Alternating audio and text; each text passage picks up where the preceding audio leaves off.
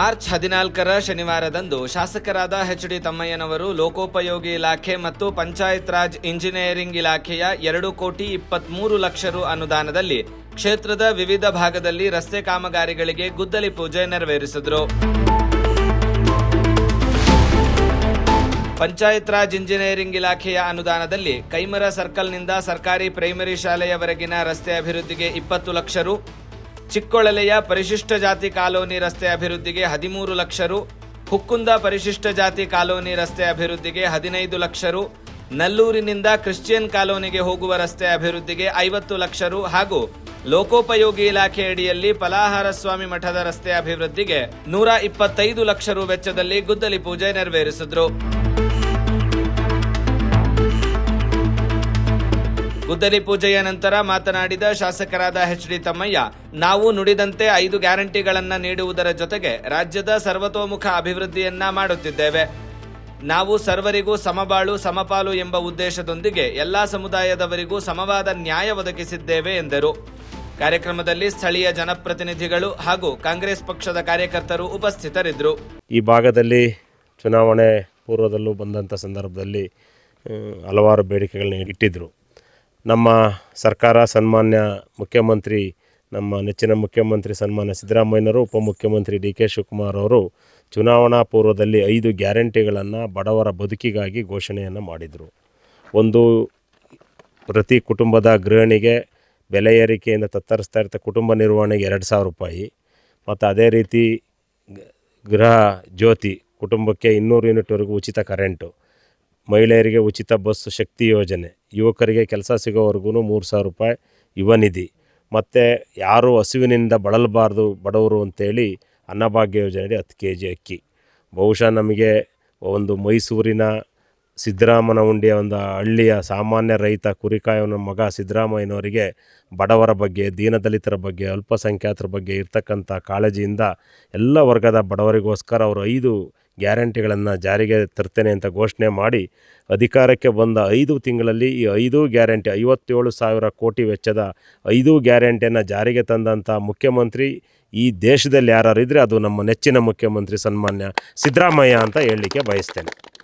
ಅದರ ನಡುವೆ ಒಂದು ವರ್ಷಗಳ ಕಾಲ ಒಂದಷ್ಟು ಅಭಿವೃದ್ಧಿಗೆ ಕುಂಠಿತ ಆಗಿದ್ದು ನಿಜ. ಕೆಲವು ಯೋಜನೆಗಳನ್ನು ಜಾರಿಗೆ ತರಿಸಿದ 5 ಯೋಜನೆಗಳನ್ನು ಎಲ್ಲ. ಆದರೆ ಅದನಂತರ ಇವತ್ತು ಎಲ್ಲಿ ನೋಡಿದ್ರೂ ನಿಮಗೆ ರಸ್ತೆಗಳು ಶಂಕುಸ್ಥಾಪನೆ ಮತ್ತು ಉದ್ಘಾಟನೆ ಕಾರ್ಯಕ್ರಮಗಳು ನಡೀತಾ ಇದ್ದಾವೆ. ನೀವು ನಗರದಲ್ಲಿ ಹೋಗ್ರಿ, ರಸ್ತೆಗಳು ನಡೀತಿದ್ದಾವೆ, ಗ್ರಾಮಾಂತರಕ್ಕೆ ಹೋಗಿ ರಸ್ತೆಗಳು ನಡೀತಿದ್ದಾವೆ. ಇದೆಲ್ಲ ಅಭಿವೃದ್ಧಿಗೆ ಹಣ ಕೊಟ್ಟಿದ್ದು ಸನ್ಮಾನ್ಯ ಮುಖ್ಯಮಂತ್ರಿ ಸಿದ್ದರಾಮಯ್ಯ, ಉಪಮುಖ್ಯಮಂತ್ರಿ ಡಿ.ಕೆ. ಶಿವಕುಮಾರ್ ಅವರು ಮತ್ತು PWD ಮಂತ್ರಿ ಸತೀಶ್ ಜಾರಕಿಹೊಳಿ ಅವರು. ಇವರೆಲ್ಲರ ಸಹಕಾರದಿಂದ ನಾನು ಇವತ್ತು ನೀವೆಲ್ಲ ಪ್ರೀತಿಯಿಂದ ಏನು ನಮ್ಮನ್ನು ಆಯ್ಕೆ ಮಾಡಿದ್ರಿ, ನಿಮ್ಮ ಆಶೀರ್ವಾದದಿಂದ, ಅದು ನೀವು ಏನು ಆಯ್ಕೆ ಮಾಡಿದ್ರಿ ನಿಮಗೆ ಅದನ್ನು ವಾಪಸ್ ಅದರ ಫಲವನ್ನು ಪಡೆಯುವಂಥ ಅವಕಾಶ ನಿಮಗೆ ಸಿಕ್ಕಿದೆ ಅನ್ನೋ ಮಾತನ್ನು ಈ ಸಂದರ್ಭದಲ್ಲಿ ಹೇಳ್ತಾ, ಈಗ ಸುಮಾರು 2.25 ಕೋಟಿ ರೂಪಾಯಿ ವೆಚ್ಚದ ರಸ್ತೆಗೆ ಇದು ಶಂಕುಸ್ಥಾಪನೆ ಆಗಿದೆ. ಫಲಾರ್ಸ್ವಾಮಿ ಮಠಕ್ಕೆ ಎಷ್ಟು ಪ್ರವೀಣದು 30 ಲಕ್ಷ ರೂಪಾಯಿನ ಕಾಂಕ್ರೀಟ್ ರಸ್ತೆ ಆಗ್ತದೆ. ಇನ್ನು 3 ಕೋಟಿ ರೂಪಾಯಿ ಈಗಾಗಲೇ ಮಾನ್ಯ ಮುಖ್ಯಮಂತ್ರಿಗಳ ವಿಶೇಷ ನಿಧಿಯಿಂದ ಇಡೀ ಜಿಲ್ಲೆಗೆ 50 ಕೋಟಿ ಅನುದಾನ ಅಪ್ರೂವಲ್ ಮೊನ್ನೆ ತಾನೇ ಹಾಕ್ಸ್ ಬಂದಿದ್ದೀನಿ. ಅದಕ್ಕೆ ಕೇಳಿದೆ ಯಾವುದರಲ್ಲಿದೆ ಅಂತ.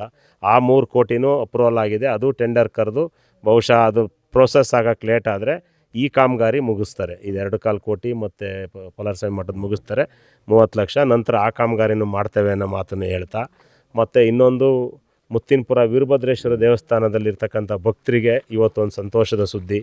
ಅದು ಈ ಹಿಂದೆ ಏನು ಪ್ರವಾಸೋದ್ಯಮ ಇಲಾಖೆಯಲ್ಲಿ ಮಂಜೂರಾಗಿ ನಮ್ಮ ಸರ್ಕಾರ ಬಂದ ನಂತರ ಇಡೀ ರಾಜ್ಯದ ಎಲ್ಲ ಕಾಮಗಾರಿಗಳನ್ನ ರದ್ದು ಮಾಡಿದರು.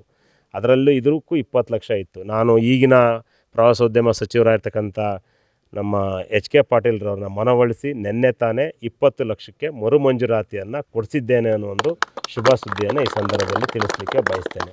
ಯಾಕೆ ಅಂತೇಳಿದರೆ, ನಮ್ಮ ಸರ್ಕಾರ ಕೆಲವರು ದೂರ್ತಾರೆ ಒಂದು ವರ್ಗದ ಪರ ಇದ್ದಾರೆ ಅಂತ. ಅದು ತಪ್ಪು. ನಮ್ಮ ಸರ್ಕಾರ ಇರೋದು ಬಡವ್ರ ಪರ. ಎಲ್ಲ ವರ್ಗದಲ್ಲೂ ಬಡವರಿದ್ದಾರೆ. ಯಾವ ಜಾತಿಲಿ ಬಡವರಿಲ್ಲ, ಎಲ್ಲ ವರ್ಗದಲ್ಲೂ ಬಡವರಿದ್ದಾರೆ. ನಮ್ಮ ಭಾರತ ದೇಶ ಅಂದರೆ ಇಡೀ ಪ್ರಪಂಚದಲ್ಲೇ ಜಾತ್ಯತೀತ ರಾಷ್ಟ್ರ. ಯಾಕೆ ಅಂತೇಳಿದರೆ ಇಲ್ಲಿ ಹಿಂದೂ, ಮುಸಲ್ಮಾನ್, ಕ್ರೈಸ್ತ, ಸಿಖ್, ಪಾರ್ಸಿ ಎಲ್ಲರನ್ನೂ ಹೊಂದಿರತಕ್ಕಂಥ ಒಂದು ಜಾತ್ಯತೀತ ರಾಷ್ಟ್ರ ನಮ್ಮ ಭಾರತ ದೇಶ. ಶಾಂತಿಯನ್ನು ಬಯಸುವಂಥ ದೇಶ ಇಡೀ ಪ್ರಪಂಚದಲ್ಲಿ ಯಾವ್ದಾರು ಇದ್ದರೆ ಅದು ಜಾತ್ಯತೀತ ರಾಷ್ಟ್ರ, ಅದು ನಮ್ಮ ನೆಚ್ಚಿನ ಭಾರತ ದೇಶ ಅಂತೇಳಿ ನಾನು ಈ ಸಂದರ್ಭದಲ್ಲಿ ಹೆಮ್ಮೆಯಿಂದ ಹೇಳಲಿಕ್ಕೆ ಬಯಸ್ತೇನೆ. ಇದರ ನಡುವೆ ನಾವೆಲ್ಲರೂ ಏನು ಮಾಡಬೇಕು ಅಂತ ಹೇಳಿದರೆ, ಎಲ್ಲ ಧರ್ಮದವರು ಇದ್ದೀವಿ, ನಾವೆಲ್ಲ ಭಾರತೀಯರು ಅನ್ನೋದನ್ನು ಮೊದಲು ತಿಳ್ಕೊಬೇಕು. ನಾವು ಭಾರತ ದೇಶದಲ್ಲಿ ಈ ತಾಯಿ ಭೂಮಿ ತಾಯಿ ಮಣ್ಣಲ್ಲಿ ಹುಟ್ಟಿದ ಮೇಲೆ ನಾವೆಲ್ಲ ಭಾರತೀಯರು, ಭಾರತ ಅಂಬೆಯ ಮಕ್ಕಳು ಅನ್ನೋದನ್ನು ತಿಳ್ಕೊಂಡು ನಾವು ಬದುಕಬೇಕು. ಇಲ್ಲದೇ ಇದ್ದರೆ ಇವತ್ತು ಪಶ್ಚಿಮ ಏಷ್ಯಾ ದೇಶದಲ್ಲಿ ನಡೀತಾ ಇರ್ತಕ್ಕಂಥ ಯುದ್ಧದ ಕಾರ್ಮೋಡದಿಂದ ಕೇವಲ ಇರಾನು, ಇಸ್ರೇಲು, ಅಮೇರಿಕ ಮಾತ್ರ ತತ್ತರಿಸಿಲ್ಲ. ನಮ್ಮ ದೇಶದ ಜನರಿಗೂ, ಸುರೇಶ್ ಇಲ್ಲೇ ನೀನು ಯಾವ ಬಂದು ತೊಗರಿ ಅಂಕಲ್ ಪಂಚಾಯಿತಿ ಮೆಂಬರ್ ಸುರೇಶ್ ಇದ್ದಾರೆ, ಎಲ್ಲರಿಗೂ ತಟ್ಟಿದೆ. ಈಗ ಸಿಲಿಂಡ್ರ್ ಸಿಕ್ಕಲಿಲ್ಲ ಅಂದರೆ ತೊಂದರೆ ಯಾರಿಗಾಗುತ್ತೆ? ನಮ್ಮ ಬಡವ್ರ ಜನರಿಗೆ. ಚಿನ್ನ ಬೆಳ್ಳಿ ಬೆಲೆ ಜಾಸ್ತಿ ಆದರೆ ಯಾರಿಗಾಗುತ್ತೆ? ನಮ್ಮ ಬಡವರಿಗೆ. ಪೆಟ್ರೋಲ್ ಡೀಸೆಲ್ ಬೆಲೆ ಜಾಸ್ತಿ ಆದರೆ ಯಾರಿಗಾಗುತ್ತೆ? ನಮ್ಮ ಬಡವರಿಗೆ. ಹಾಗಾಗಿ ಶಾಂತಿಯನ್ನೇ ಬಯಸಿದ್ದು, ಶಾಂತಿಯ ಕೈತೋಟ ನಮ್ಮ ನಾಡು ಅಂತ ಹೇಳಿದ್ದು ನಮ್ಮ ಜಿಲ್ಲೆಯಲ್ಲೇ ಹುಟ್ಟಿದಂಥ ಡಾಕ್ಟರ್ ಕುವೆಂಪು ಅವರು ಶಾಂತಿನ ಬಯಸಿದರು. ಹಾಗಾಗಿ ನಾವು ಸಹ ಶಾಂತಿನ ಕೇವಲ ನಮ್ಮ ನಾಡು ನಮ್ಮ ದೇಶ ಅಲ್ಲ, ಇಡೀ ಜಗತ್ತಿಗೆ ಕಲ್ಯಾಣವನ್ನು ಬಯಸಿದಂಥ ಹಲವಾರು ಜಗದ್ಗುರುಗಳು, ನಮ್ಮ ವಿವಿಧ ಧರ್ಮಗಳಲ್ಲಿದ್ದಂಥ ಜಗದ್ಗುರುಗಳು ನಮ್ಮ ದೇಶದಲ್ಲಿ ಹುಟ್ಟಿ ಬಂದಿದ್ದಾರೆ. ಎಲ್ಲ ಧಾರ್ಮಿಕ ಗುರುಗಳು ಬಹುಶಃ ನಿಮಗೆ ಏನು 12ನೇ ಶತಮಾನದ ಬಸವಣ್ಣನವರಿಂದ ಹಿಡ್ದು, ಕನಕದಾಸರಿಂದ ಹಿಡ್ದು, ಅಥವಾ ನಾರಾಯಣ ಗುರುವಿಂದ ಹಿಡ್ದು, ವಾಲ್ಮೀಕಿಯಿಂದ ಹಿಡ್ದು, ಅಂಬೇಡ್ಕರ್ವರೆಗೂ ಅವರೆಲ್ಲ ಬಯಸಿದ್ದು ಶಾಂತಿ, ಬಡವರ ನೆಮ್ಮದಿ, ಬಡವರ ಬದುಕಿಗಾಗಿ, ಬಡವರ ನೆಮ್ಮದಿಗಾಗಿ ಬದುಕಿದ್ದು. ಹಾಗಾಗಿ ನಾವೆಲ್ಲ ಶಾಂತಿಯನ್ನು ಬಯಸೋಣ, ಅದ್ರ ಜೊತೆ ಅಭಿವೃದ್ಧಿ ಕೆಲಸನೂ ಮಾಡೋಣ ಅಂತ ಹೇಳ್ತಾ, ಇವತ್ತು ಈಗಾಗಲೇ ನಾವು ನಮ್ಮ ಕ್ಷೇತ್ರದಲ್ಲಿ ನಾವು ಒಂದು ಧರ್ಮಕ್ಕೆ ಸೀಮಿತವಾಗಿ ಕೆಲಸ ಮಾಡೇ ಇಲ್ಲ. ಸುಮಾರು 7 ಕೋಟಿ ಹಣವನ್ನು ಹಿಂದೂ ಧರ್ಮದ ವಿವಿಧ ದೇವಾಲಯ, ಸಮುದಾಯ ಭವನಗಳಿಗೆ ಮಾನ್ಯ ಮುಖ್ಯಮಂತ್ರಿ ಸಿದ್ದರಾಮಯ್ಯನವರು ಕೊಟ್ಟಿದ್ದಾರೆ. ಅದೇ ರೀತಿ ಕ್ರೈಸ್ತ ಸಮುದಾಯದ ಚರ್ಚ್ಗಳಿಗೆ ಕೊಟ್ಟಿದ್ದಾರೆ. ಅದೇ ರೀತಿ ಸುಮಾರು 3 ಕೋಟಿಗೂ ಹೆಚ್ಚು ಅಲ್ಪಸಂಖ್ಯಾತರ ಪ್ರಾರ್ಥನಾ ಮಂದಿರಗಳಿಗೆ 3 ಕೋಟಿಗೆ ಹೆಚ್ಚು ಕೊಟ್ಟಿದ್ದಾರೆ. ಹಾಗಾಗಿ ಎಲ್ಲರನ್ನೂ ಸಮವಾಗಿ ತೆಗೆದುಕೊಂಡು ಹೋಗುವಂಥ ಕೆಲಸವನ್ನು ಮಾನ್ಯ ಮುಖ್ಯಮಂತ್ರಿಗಳು ಮಾಡ್ತಾ ಇದ್ದಾರೆ. ಅವರ ಸಹಪಾಠಿಯಾಗಿ ನಾನು ಸಹ ಕೈ ಜೋಡಿಸಿ ಕೆಲಸವನ್ನು ಮಾಡ್ತಾ ಇದ್ದೇವೆ ಅನ್ನೋ ಒಂದು ಮಾತನ್ನು ಹೇಳ್ತಾ, ಬಹುಶಃ ನಿಮಗೆ ಚಿಕ್ಕಮಗಳೂರಿನಲ್ಲಿರ್ತಕ್ಕಂಥ ಸಣ್ಣ ಸಣ್ಣ ಸಮುದಾಯಗಳು, ಅದು ದೇವಾಂಗ್ ಶೆಟ್ಟರು, ವಿಶ್ವಕರ್ಮ, ನಾರಾಯಣಗುರು, ಪೂಜಾರರು, ತರ್ಜಿ, ಬಿಲ್ಲವ, ನಿಮಗೆ ಬೆಸ್ತರು, ಎಲ್ಲ ಧರ್ಮದವರಿಗೂ ನಾವು ಎಲ್ಲ ಸಮುದಾಯಗಳಿಗೂ ಹುಡುಕಿ ಹಾಕುವಂಥ ಕೆಲಸವನ್ನು 19 ಸಣ್ಣ ಧರ್ಮಗಳು ಬರ್ತವೆ, ಹಾಕುವಂಥ ಕೆಲಸ ಮಾಡಿದ್ದೀವಿ. ಎಲ್ಲೂ ತಾರತಮ್ಯ ಮಾಡದೆ ಎಲ್ಲರನ್ನೂ ಸಮಾನವಾಗಿ ತಗೊಂಡೋಗೋ ಕೆಲಸವನ್ನು ಮಾಡಿದ್ದೇವೆ ಅನ್ನೋ ಒಂದು ಮಾತನ್ನು ಹೇಳ್ತಾ, ಈ ಸಂದರ್ಭದಲ್ಲಿ ಈ ಕಾಮಗಾರಿ ಮಾಡ್ತಾ ಇರ್ತಕ್ಕಂಥ ಗುತ್ತಿಗೆದಾರರಿಗೂ, ಈ ಕಾಮಗಾರಿಯನ್ನು ನಿರ್ವಹಣೆ ಮಾಡುವ ಪಿ ಡಬ್ಲ್ಯೂ ಡಿಯವರಿಗೂ ಹೇಳೋದು, ಇಲ್ಲಿ ರೋಡ್ ಆಗೋದೇ ಕಷ್ಟ ಜಾಗರ ಹೋಬಳಿನಲ್ಲಿ. ಯಾಕೆ ಅಂತೇಳಿದರೆ ಇಲ್ಲಿ ಮನೆಗಳು ಕಡಿಮೆ, ಓಟ್ಗಳು ಕಮ್ಮಿ ಅಂತ ಹಿಂದೆಲ್ಲ ರಸ್ತೆಗಳನ್ನು ಮಾಡೋದಕ್ಕೆ ಯೋಚನೆ ಮಾಡ್ತಾಯಿದ್ರು ಅಲ್ವಾ. ಆದರೆ ಆ ರಸ್ತೆ ಸ್ಯಾಂಕ್ಷನ್ ಆಗುವಂಥ ಸಂದರ್ಭದಲ್ಲಿ ಗುಣಮಟ್ಟದ ಕಾಮಗಾರಿ ಮಾಡಿದ್ದೇ ಆದರೆ ಬಹುಶಃ ತುಂಬ ದಿನಗಳ ಗುಣಮಟ್ಟ ಆಗುವಂಥ ಕಾಮಗಾರಿ ಮಾಡಿದರೆ ನಾವು ಆ ಕೆಲಸ ಮಾಡಿದ್ದಕ್ಕೆ ಈ ಜನ ಒಂದು ಸಾಕ್ಷಿ ಆಗ್ತಾರೆ ಮತ್ತು ಸಂತೋಷವಾಗ್ತಾರೆ. ಹಾಗಾಗಿ ಗುಣಮಟ್ಟದ ಕಾಮಗಾರಿನ ನೀವು ಮಾಡಿ ಅನ್ನೋ ಒಂದು ಸೂಚನೆಯೂ ಸಹ ಈ ಸಂದರ್ಭದಲ್ಲಿ ಕೊಟ್ಟು, ಐಸಿರಿ ಟುಡೇ, ವಾಯ್ಸ್ ಆಫ್ ಡೆಮೋಕ್ರಸಿ.